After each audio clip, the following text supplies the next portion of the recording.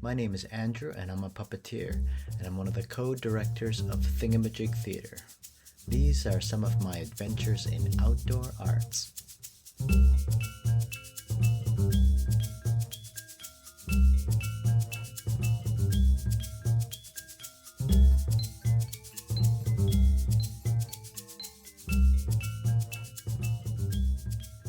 Chapter 2: Parades and Events.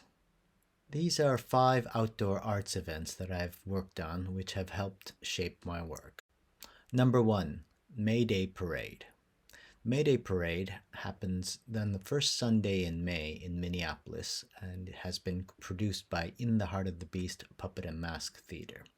I started there from a very young age, from 1992, and for a good part of 10 years I worked there as an artist, and here I learned all the basics that I needed to know for making giant puppets, masks, working with clay, walking on stilts, and also just making art with the community. And I took some of these lessons and brought them into several events that I've worked on later on. Number 2: Hebden Bridge Handmade Parade.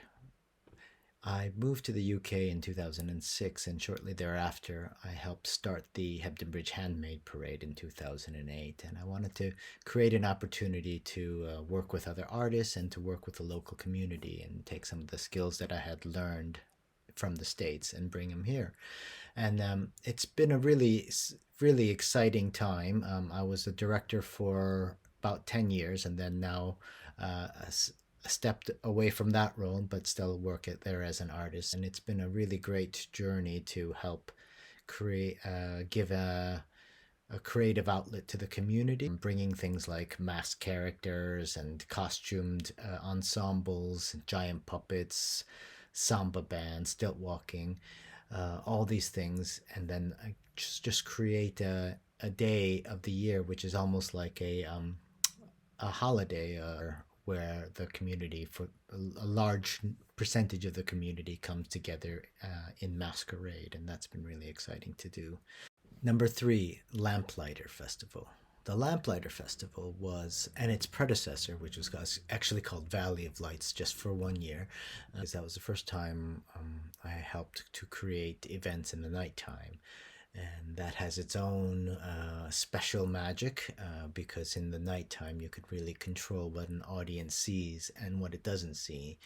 And so learned a lot about making lanterns and working with different materials and working with how to internally illuminate puppets and giant puppets. That's been a really exciting journey, and has really influenced a lot of our work after that. But also there's also the challenge, which is that you need to really be prepared to work in cold weather, in rainy situations, in high wind, and so that you learn very quickly what you can and can't do in an outdoor event in the winter at nighttime in this country. Number 4: The Fantastical Cycle Parade. This was an event we did as a handmade parade in 2014.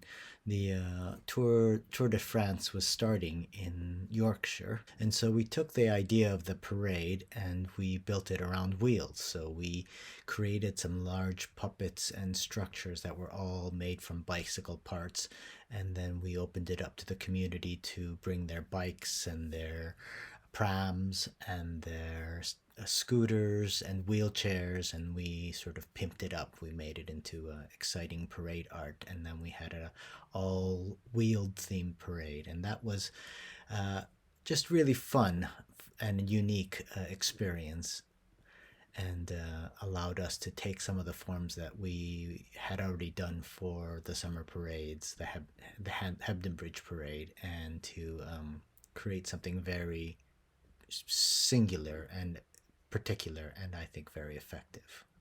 Number 5: The Newbury Winter Lantern Trail. This is an event that we did just last year during the pandemic, and I think it was special in particular because it was one of the only events that we were actually able to do.